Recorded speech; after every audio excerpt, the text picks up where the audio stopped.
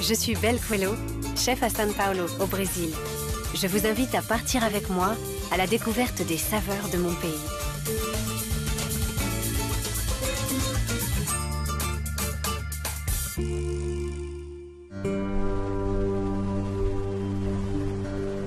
En 1612, un Français, Daniel de La Touche, officier de marine, fonde une petite ville au Brésil et la baptise Saint-Louis, en l'honneur du jeune roi Louis XIII.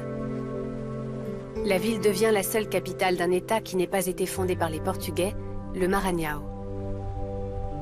Bâtie sur une île, San Luis contrôle l'estuaire de plusieurs fleuves. Cette position stratégique la rend très convoitable des Portugais, mais aussi des Hollandais. Pour leur résister, les Français trouvent des alliés inattendus et redoutables, les Indiens Tupinamba.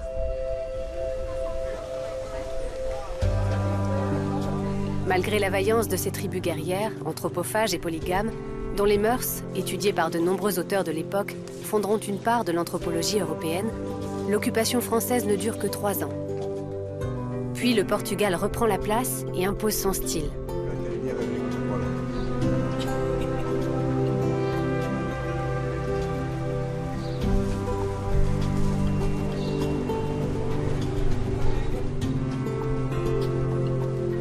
L'une des 3 seules capitales d'État, avec Vitoria et Florianopolis, bâtie sur une île, San Luis tire certaines de ses richesses gastronomiques de la mangrove, un écosystème de marais fragile où la vie s'adapte à la fois à la terre et à la mer.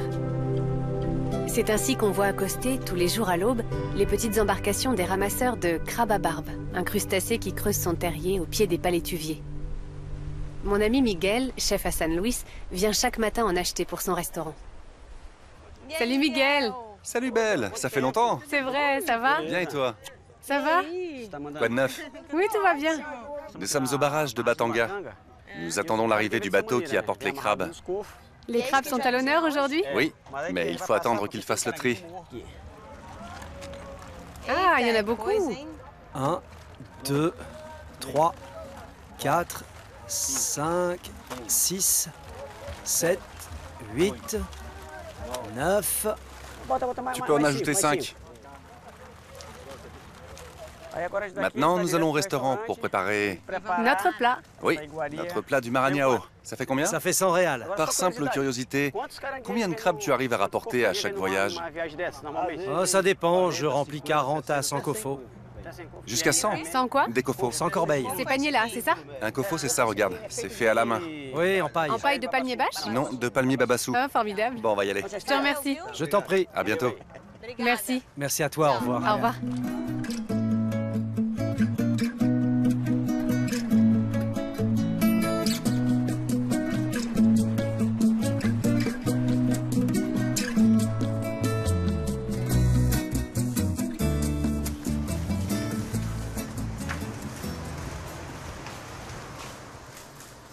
Miguel, ces crabes ne s'échappent pas de ta cuisine, parfois? Ça peut arriver. Regarde comme ils sont beaux. Et regarde un fuyard. On a tout ce qu'il faut maintenant. Tu les prends toujours par l'arrière pour ne pas te faire pincer? Oui. De cette façon, ces pinces ne peuvent pas t'atteindre. D'accord. Ces articulations ne sont pas assez flexibles. Ah, je vois. Le bon côté de cette pêche au crabe, c'est qu'on peut préserver les femelles. On les reconnaît à cette partie. Lorsqu'il s'agit d'une femelle, elle a une forme plus carrée que les mâles. D'accord. Moi, je suis dans ce milieu depuis une vingtaine d'années. Je n'ai presque jamais vu de crabe femelle dans ma cuisine. On ne pêche que les mâles. Ah oui. Soit on les met dans un kofo, D'accord. soit on les attache comme ça, en bande, Oui. en gang. On doit les attacher en grappe tellement ils sont dangereux. Voici les bêtes les plus violentes du Maranhão. Avant de le cuisiner, je vais le brosser. Oui. Et ensuite, la cuisson. Oui.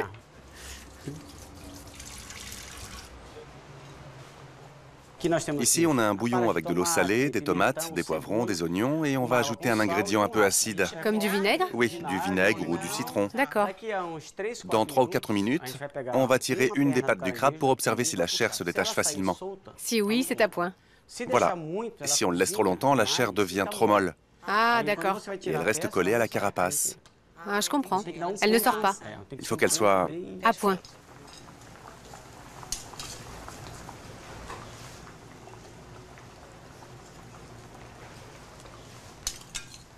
C'est bon. Il est très savoureux. Sûrement grâce à ton bouillon. Exactement. On passe à table? Ça a l'air bon.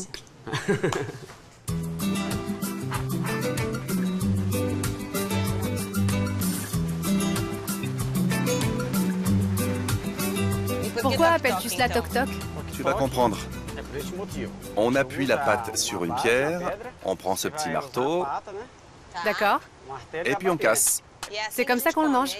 Oui, toujours. Oh, je suis gâtée. J'adore ça. Tiens, un autre morceau. Oh, dis donc, merci beaucoup. On peut l'accompagner de vinaigrette ou de farine de manioc. Oui, mais moi je la préfère nature. Tant mieux. C'est un vrai régal. Oui, mais il faut en avoir du temps pour bien en profiter. Tu as raison. Pour manger du crabe, faut pas être pressé. Ou affamé. Ou affamé. Si t'es pas assez patient, tu manges rien et en plus tu te salis.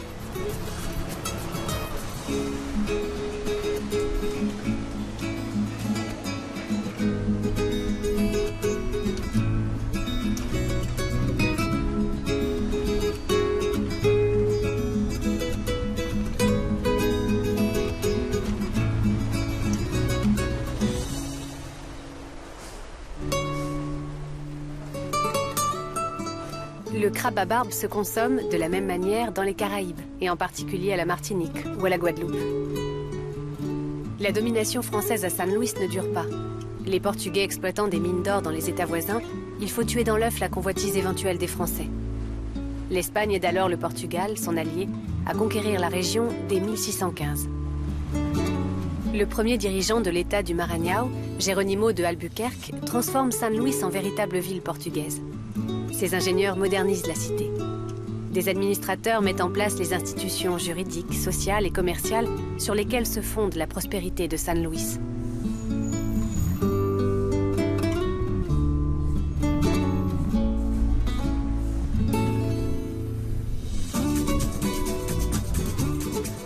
À 30 km d'ici, un village de pêcheurs, Raposa, a vu se développer un artisanat de broderie traditionnel. Pendant les absences des hommes, les femmes de pêcheurs ont pris l'habitude de broder. Elles se sont regroupées, organisées en coopératives et ont fondé le centre de broderie le plus important de tout l'État. Et c'est ainsi que Raposa, fondé voici 50 ans seulement par des pêcheurs venus de l'État voisin du Ceará, est devenu un point d'attraction touristique, où l'on vient aussi pour manger.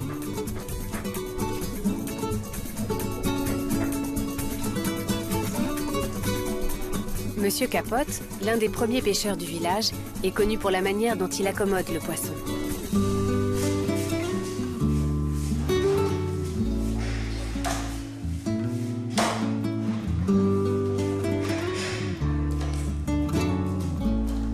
Bonjour, Monsieur Capote.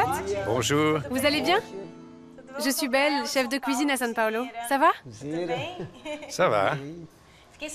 On m'a dit que vous faites la meilleure marinade de la ville pour le poisson grillé. Je peux vous faire goûter et vous me direz. Celui-ci, c'est la coupa? Oui, c'est bien ça. Le célèbre coupa. Et quel poisson se grille et lesquels préparez-vous au courbouillon? Cela pour le courbouillon et ceci pour le barbecue. La coupa est un poisson de taille. Considérable. C'est un poisson de la région. Regardez comme il est frais. Très beau. Ici, de l'anchois. Oui, Un poisson plus petit. j'adore l'anchois. C'est le meilleur poisson du monde en grillade. Et voici une variété de maquereaux. Ah, un très beau poisson aussi. Oui, Très joli. c'est l'un des poissons les plus demandés chez nous. Depuis combien de temps possédez-vous ce restaurant? Ça fait 28 ans. Mais j'habite ici, à Raposa, depuis 40 ans. Je n'avais pas de travail lorsque je suis arrivé dans la région. Beaucoup de visiteurs venaient voir le village. J'ai compris le potentiel de ce village isolé qui n'avait encore aucune structure pour recevoir les touristes. J'ai commencé à pêcher.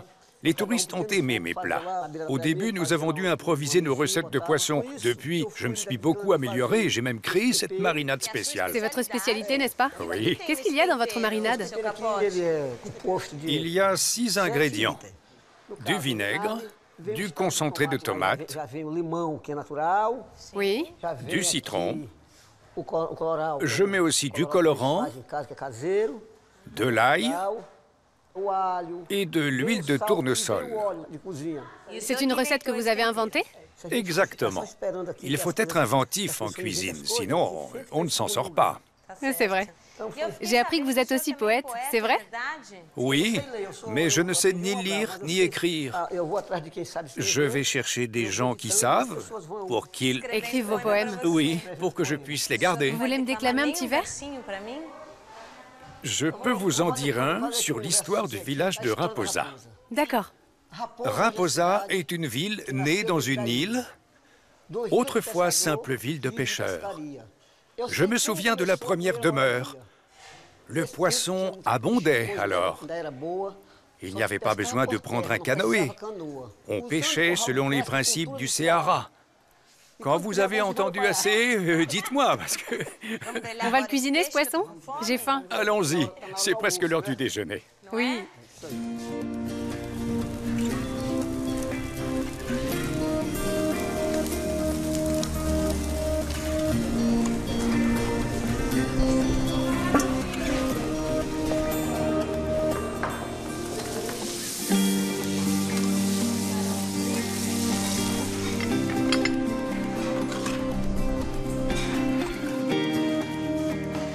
Santa, je te présente Belle. Bonjour.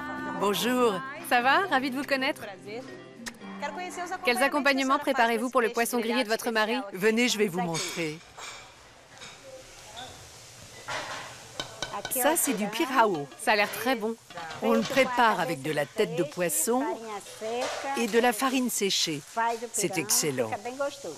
Ça met l'eau à la bouche. Ça, c'est le riz à l'oseille de Guinée. C'est un plat très typique d'ici, n'est-ce pas? Oui, Comment vous êtes-vous rencontrés avec votre mari? ici à San Luis. Vous avez toujours travaillé ensemble dans ce restaurant? Oui, toujours. Nous avons commencé voici bien longtemps. Tous les deux?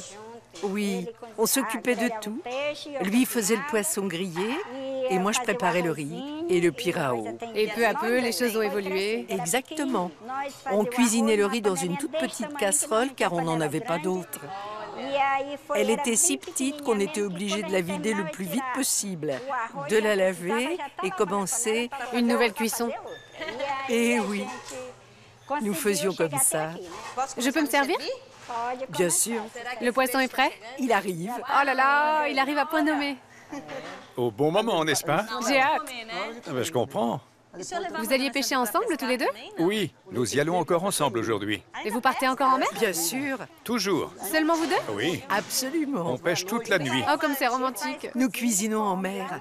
sans quitter le bateau. Vous cuisinez sur le bateau? Oui, Et comment faites-vous? on emporte tout ce qu'il faut, une petite cuisinière. Oui, Parfois, on s'arrête sur une île et voilà. Il n'y a pas de secret. c'est romantique, Madame Santa. N'est-ce pas?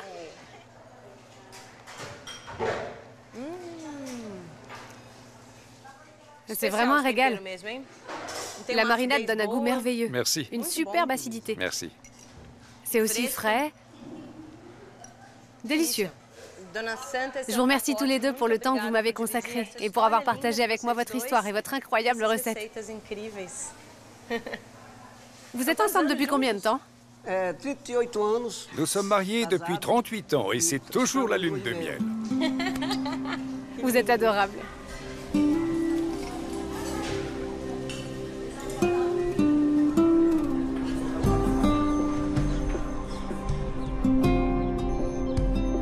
La diversité des architectures de San Luis, qui se fondent en une mosaïque aux couleurs douces, témoigne des influences entrecroisées des Français, des Portugais, des Espagnols, mais aussi des Hollandais qui l'occupèrent brièvement. À cette diversité répond celle des saveurs que chaque époque ajoute à la palette gastronomique de l'État, à commencer par l'essor de l'industrie sucrière au milieu du XVIIe siècle. Puis la création de la Compagnie du commerce du Maranhão ajoute à la saveur du sucre celle du cacao. De nouveaux esclaves arrivent sans cesse pour travailler sur les exploitations de canne à sucre ou de tabac. San Luis devient prospère et exporte ses richesses.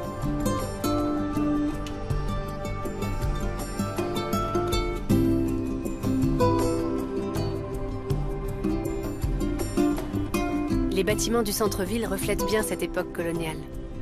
On pourrait se croire à Lisbonne, avec ses maisons couvertes de céramique bleue, les azulejos, qui limitent la chaleur et l'humidité à l'intérieur des habitations.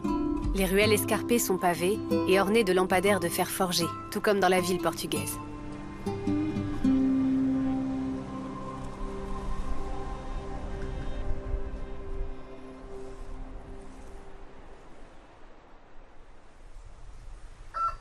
Les habitants ont gardé, lors de certaines fêtes religieuses, quelques-uns des goûts culinaires de la noblesse portugaise et confectionnent alors un gâteau typique, le doce d'espécie, le gâteau d'épices.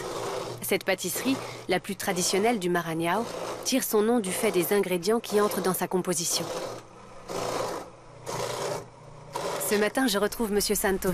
J'espère qu'il me confiera les secrets de cette pâtisserie. Ça va, Monsieur Santos? Ça va. Enchanté. Enchanté. J'ai entendu dire que le gâteau d'épices est le dessert le plus traditionnel du Maranhão. C'est vrai. Il est traditionnel et délicieux. Ah, super. Vous voulez bien me montrer comment vous le faites? Avec plaisir. Là, je dois avoir à peu près 40 kilos. De noix de coco, d'accord. Et nous avons préparé ici un mélange sucré avec de l'eau, D'accord. 4 kilos de sucre et des clous de girofle. D'accord. Les gens disent que cette recette est d'origine portugaise. Je vois. Au Portugal, il l'a préparée avec des noisettes, des amandes. Oui, des châtaignes. Mais comme dans notre région, il y a énormément de noix de coco, Oui. la recette a été adaptée avec de la noix de coco. Ça a été un succès. En remplaçant les amandes. On dit gâteau d'épices, car il était préparé avec des épices. Cette pâte est essentielle pour donner de la consistance au dessert, tu vois? Oui. Sinon, ça s'effrite facilement. Je mets de la farine de blé, des œufs et un peu de sel. C'est tout.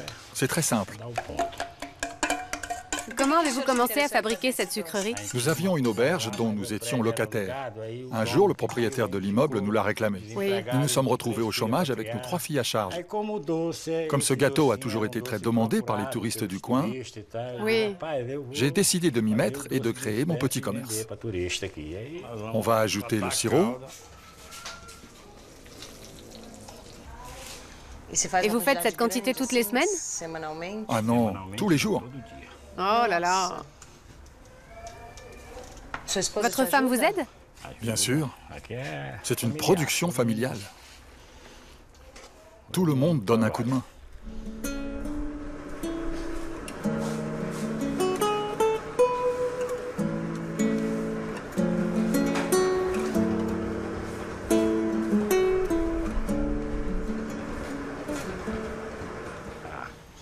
Là, c'est bon. On voit que ça ne colle plus à la casserole et que plus rien ne s'accroche au clou de girofle. Oui. Ça veut dire que c'est prêt. D'accord. Nous allons garnir la pâte maintenant? Oui, c'est la prochaine étape.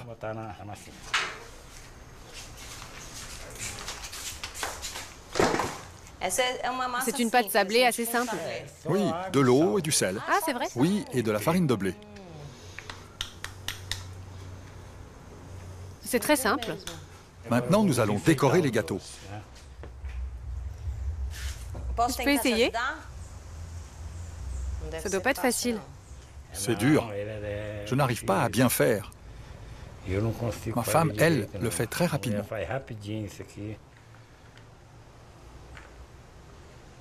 Et voilà pour la touche finale.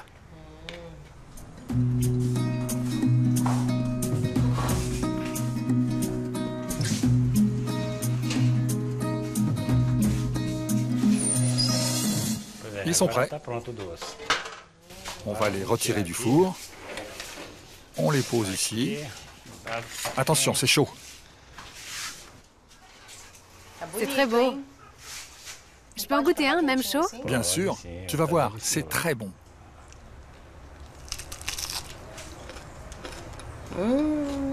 C'est délicieux, n'est-ce pas? Assez croustillant? Il a un petit goût salé qui contraste avec le sucré. C'est vrai. La texture est incroyable. Oui, Bravo, merci beaucoup. merci à toi.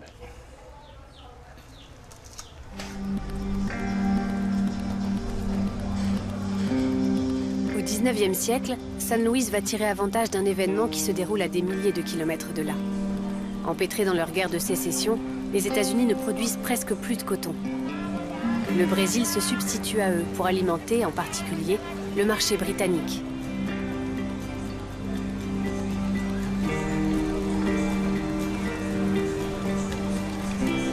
Cette aubaine économique n'aura qu'un temps.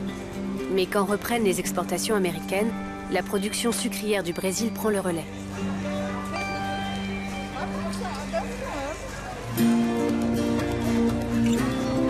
Les esclaves employés aussi bien sur les champs de coton que dans les plantations de canne à sucre venaient d'Angola et de Guinée.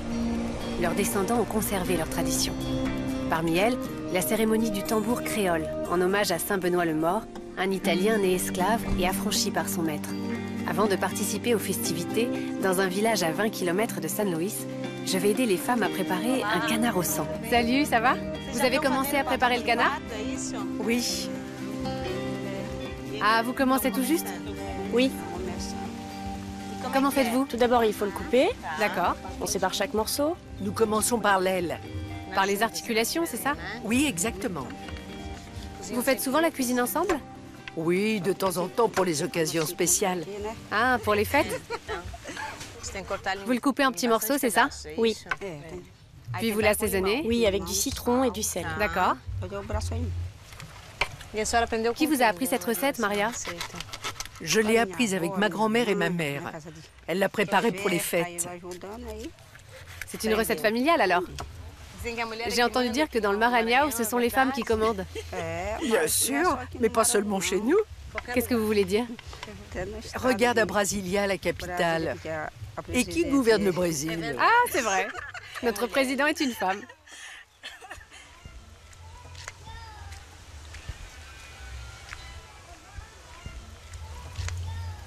On ajoute les assaisonnements? Oui, un peu de sel. Je peux? Puis on ajoute le gésier, le cœur et le foie aussi? Oui.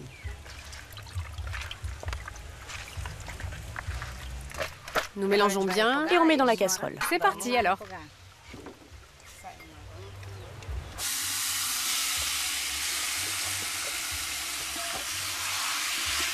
Quel est le temps de cuisson? Environ 2 heures. Et le sang ne caille pas? Non, pas du tout. Ah bon? Oui, parce qu'on ajoute de l'eau pour éviter l'ébullition. Ah, d'accord. Et après, on ajoute encore un peu de sang. Salut, Belle. Salut! Vous êtes Lazaro, ça va? Ça va bien? Ravi de vous connaître. Oui, alors vous êtes en cuisine. C'est le meilleur endroit de la maison. C'est sûr. Comme ça sent bon, França.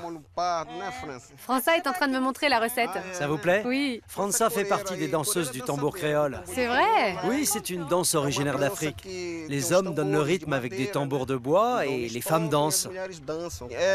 Il y a une inspiration religieuse. Bien sûr. Ici, nous vouons un culte à Saint Benoît. On en profite pour lui faire des offrandes. La religion est très présente. Ici, rien n'est tout à fait profane. Vous avez raison. Alors allons jouer du tambour. Allons-y, c'est parti.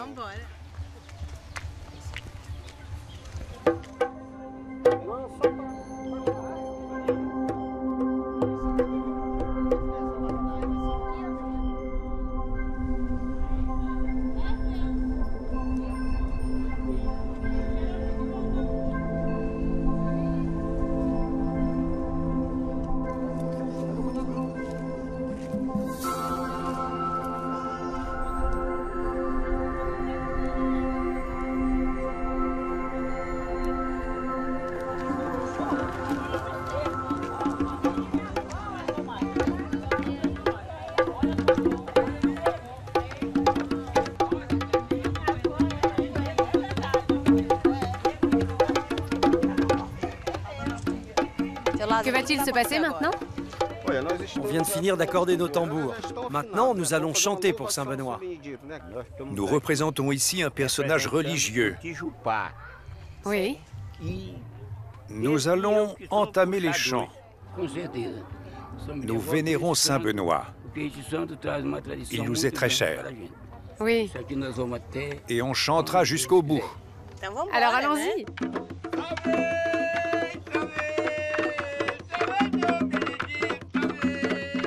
Je peux y aller? Oui, Vous venez avec moi? on y va.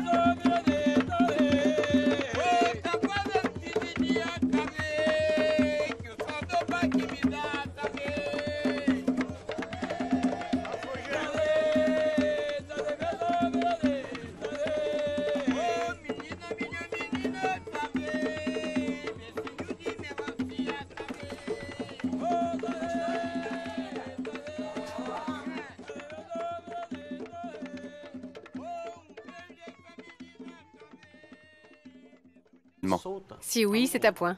Voilà. Si on le laisse trop longtemps, la chair devient trop molle. Ah, d'accord. Et elle reste collée à la carapace. Ah, je comprends. Elle ne sort pas. Il faut qu'elle soit... À point.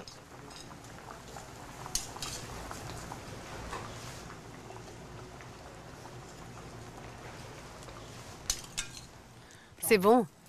Il est très savoureux. Sûrement grâce à ton bouillon. Exactement. On passe à table? Ça a l'air bon.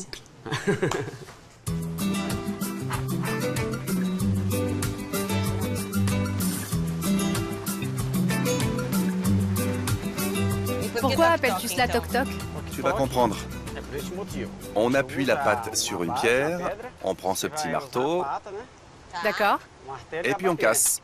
C'est comme ça qu'on le mange? Oui, toujours. Oh, je suis gâtée. J'adore ça. Tiens, un autre morceau. Oh, dis donc, merci beaucoup. On peut l'accompagner de vinaigrette ou de farine de manioc. Oui, mais moi je la préfère nature. Tant mieux. C'est un vrai régal. Oui, mais il faut en avoir du temps pour bien en profiter. Tu as raison. Pour manger du crabe, faut pas être pressé. Ou affamé. Ou affamé. Si t'es pas assez patient, tu manges rien et en plus tu te salis.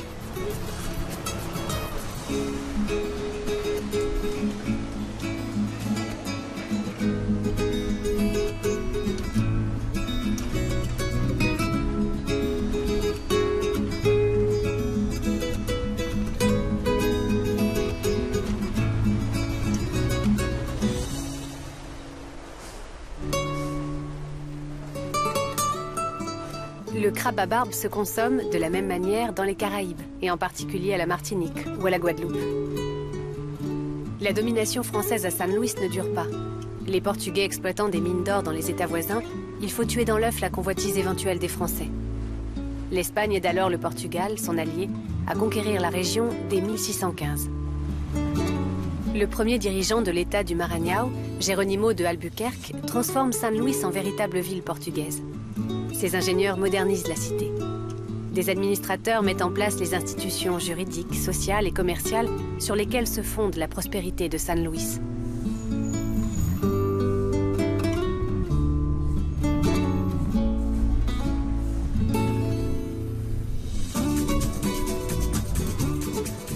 À 30 km d'ici, un village de pêcheurs, Raposa, a vu se développer un artisanat de broderie traditionnel.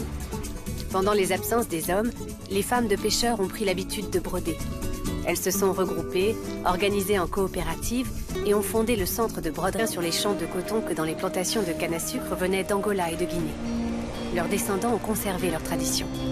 Parmi elles, la cérémonie du tambour créole, en hommage à Saint Benoît le Mort, un Italien né esclave et affranchi par son maître. Avant de participer aux festivités, dans un village à 20 km de San Luis, je vais aider les femmes à préparer un canard au sang. Salut, ça va? Vous avez commencé à préparer le canard? Oui. Ah, vous commencez tout juste? Oui. Comment faites-vous? Tout d'abord, il faut le couper. D'accord. On sépare chaque morceau. Nous commençons par l'aile. Par les articulations, c'est ça? Oui, exactement. Vous faites souvent la cuisine ensemble? Oui, de temps en temps pour les occasions spéciales. Ah, pour les fêtes? Vous le coupez en petits morceaux, c'est ça? Oui. Puis vous l'assaisonnez? Oui, avec du citron et du sel. D'accord.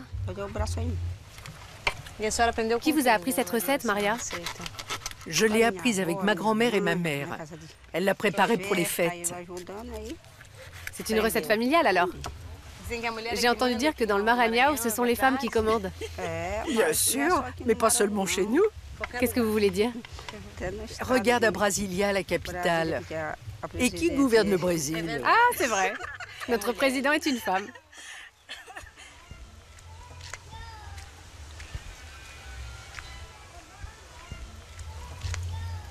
On ajoute les assaisonnements? Oui, un peu de sel. Je peux? Puis on ajoute le gésier, le cœur et le foie aussi? Oui.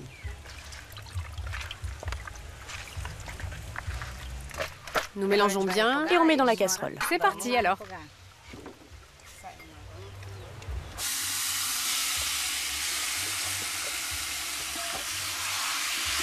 Quel est le temps de cuisson? Environ 2 heures. Et le sang ne caille pas? Non, pas du tout. Ah bon? Oui, parce qu'on ajoute de l'eau pour éviter l'ébullition. Ah, d'accord. Et après, on ajoute encore un peu de sang. Salut, Belle. Salut! Vous êtes Lazaro, ça va? Ça va bien? Ravi de vous connaître. Oui, alors vous êtes en cuisine. C'est le meilleur endroit de la maison. C'est sûr. Comme ça sent bon, França. França est en train de me montrer la recette. Ça vous plaît? Oui. França fait partie des danseuses du tambour créole. C'est vrai? Oui, c'est une danse originaire d'Afrique. Les hommes donnent le rythme avec des tambours de bois et les femmes dansent. Il y a une inspiration religieuse. Bien sûr. Ici, nous vouons un culte à Saint-Benoît. On en profite pour lui faire des offrandes. La religion est très présente. Ici, rien n'est tout à fait profane. Vous avez raison. Alors allons jouer du tambour. Allons-y, c'est parti.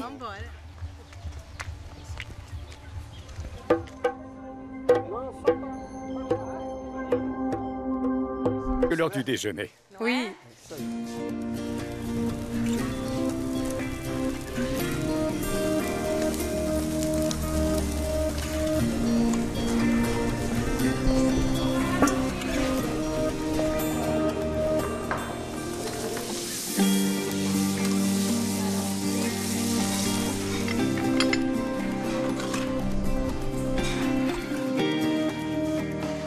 Santa, je te présente Belle. Bonjour.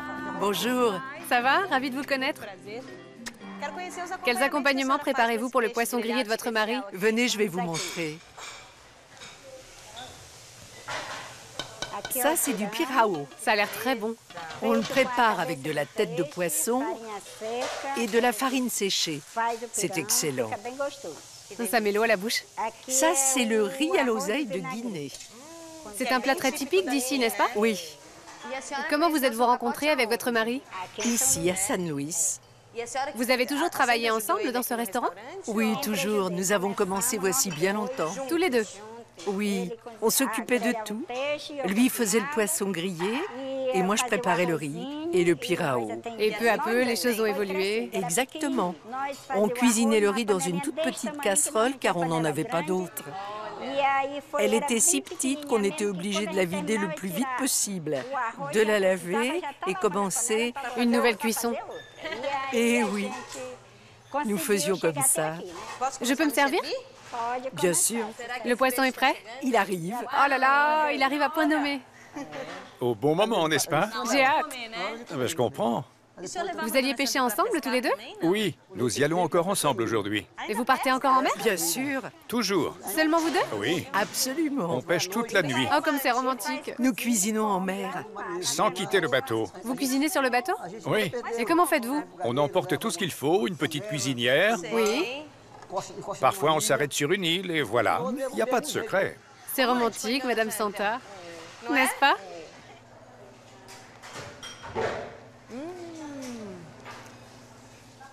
C'est vraiment un régal. La marinade donne un goût merveilleux. Merci. Une superbe acidité. Merci. C'est aussi frais. Délicieux. Je vous remercie tous les deux pour le temps que vous m'avez consacré et pour avoir partagé avec moi votre histoire et votre incroyable recette. Vous êtes ensemble depuis combien de temps? Nous sommes mariés depuis 38 ans et c'est toujours la lune de miel. Vous êtes adorable.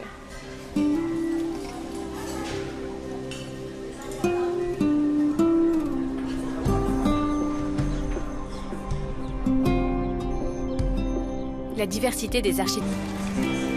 Cette aubaine économique n'aura qu'un temps. Mais quand reprennent les exportations américaines, la production sucrière du Brésil prend le relais.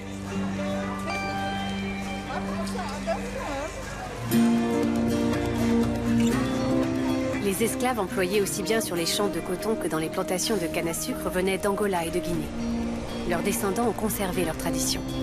Parmi elles, la cérémonie du tambour créole, en hommage à Saint Benoît le Mort, un Italien né esclave et affranchi par son maître.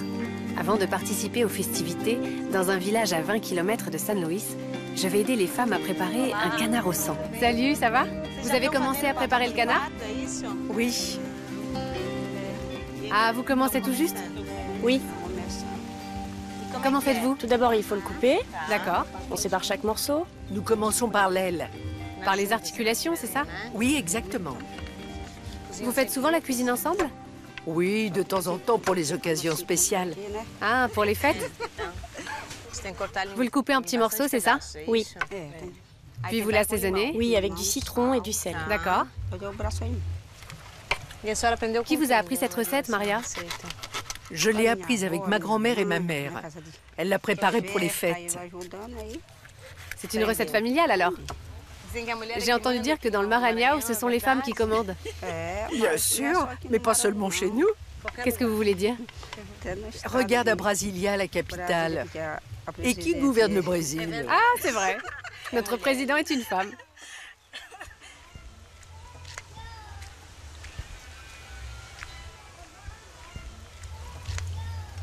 On ajoute les assaisonnements? Oui, un peu de sel. Je peux? Puis on ajoute le gésier, le cœur et le foie aussi? Oui.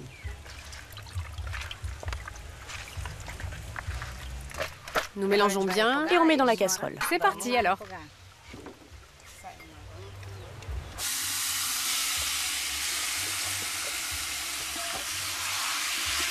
Quel est le temps de cuisson? Environ 2 heures. Et le sang ne caille pas? Non, pas du tout. Ah bon? Oui, parce qu'on ajoute de l'eau pour éviter l'ébullition. Ah, d'accord. Et après, on ajoute encore un peu de sang. Salut, Belle. Salut! Vous êtes Lazaro, ça va? Ça va bien? Ravi de vous connaître. Oui, alors vous êtes en cuisine. C'est le meilleur endroit de la maison. C'est sûr. Comme ça sent bon, França.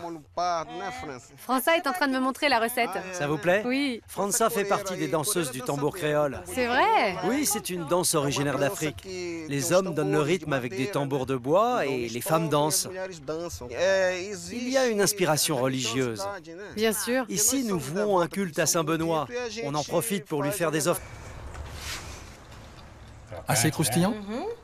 Il a un petit goût salé qui contraste avec le sucré. C'est vrai? La texture est incroyable. Oui, Bravo, merci beaucoup. merci à toi.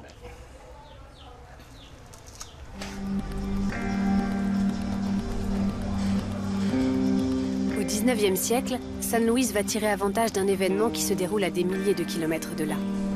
Empêtrés dans leur guerre de sécession, les États-Unis ne produisent presque plus de coton. Le Brésil se substitue à eux pour alimenter, en particulier, le marché britannique.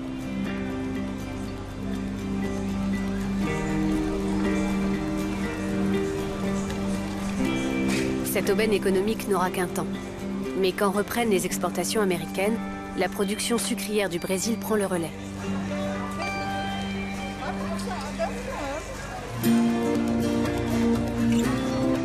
Les esclaves employés aussi bien sur les champs de coton que dans les plantations de canne à sucre venaient d'Angola et de Guinée. Leurs descendants ont conservé leur tradition. Parmi elles, la cérémonie du tambour créole, en hommage à Saint Benoît le Mort, un Italien né esclave et affranchi par son maître.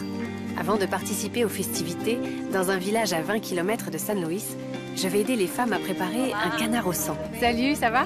Vous avez commencé à préparer le canard? Oui. Ah, vous commencez tout juste? Oui. Comment faites-vous? Tout d'abord, il faut le couper. D'accord. On sépare chaque morceau. Nous commençons par l'aile. Par les articulations, c'est ça? Oui, exactement. Vous faites souvent la cuisine ensemble? Oui, de temps en temps pour les occasions spéciales. Ah, pour les fêtes? Vous le coupez en petits morceaux, c'est ça? Oui. Puis vous l'assaisonnez? Oui, avec du citron et du sel. D'accord. Qui vous a appris cette recette, Maria? Je l'ai apprise avec ma grand-mère et ma mère. Elle l'a préparée pour les fêtes. C'est une recette familiale, alors? J'ai entendu dire que dans le Maranhão, ce sont les femmes qui commandent. Bien sûr, mais pas seulement chez nous. Qu'est-ce que vous voulez dire? Regarde à Brasilia, la capitale. Et qui gouverne le Brésil? Ah, c'est vrai. Notre président est une femme.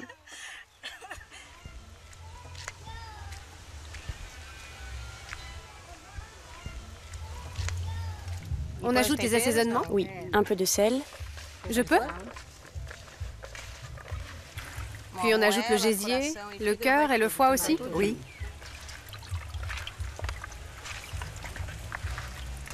Nous mélangeons bien. Et on met dans la casserole. C'est parti, alors.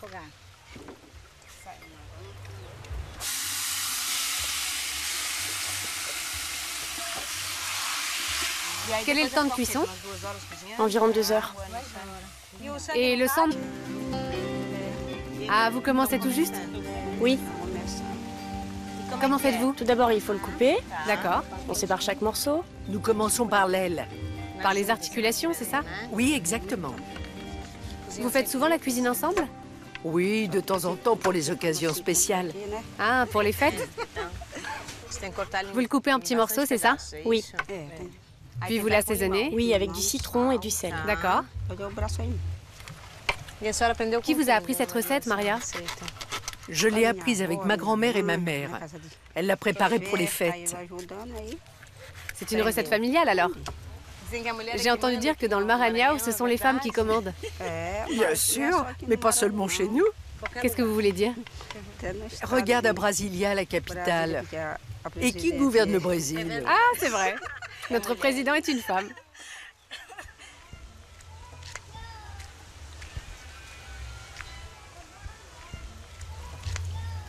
On ajoute les assaisonnements? Oui, un peu de sel. Je peux? Puis on ajoute le gésier, le cœur et le foie aussi? Oui.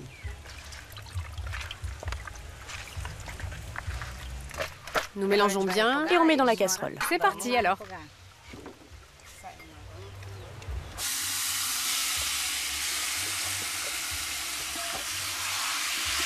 Quel est le temps de cuisson? Environ 2 heures. Et le sang ne caille pas? Non, pas du tout. Ah bon? Oui, parce qu'on ajoute de l'eau pour éviter l'ébullition. Ah, d'accord. Et après, on ajoute encore un peu de sang. Salut, Belle. Salut! Vous êtes Lazaro, ça va? Ça va bien? Ravi de vous connaître. Oui, alors vous êtes en cuisine. C'est le meilleur endroit de la maison. C'est sûr. Comme ça sent bon, França. França est en train de me montrer la recette. Ça vous plaît? Oui. França fait partie des danseuses du tambour créole. C'est vrai? Oui, c'est une danse originaire d'Afrique. Les hommes donnent le rythme avec des tambours de bois et les femmes dansent. Il y a une inspiration religieuse. Bien sûr. Ici, nous vouons un culte à Saint-Benoît. On en profite pour lui faire des offrandes. La religion est très présente. Ici, rien n'est tout à fait profane. Vous avez raison. Alors allons jouer du tambour. Allons-y, c'est parti.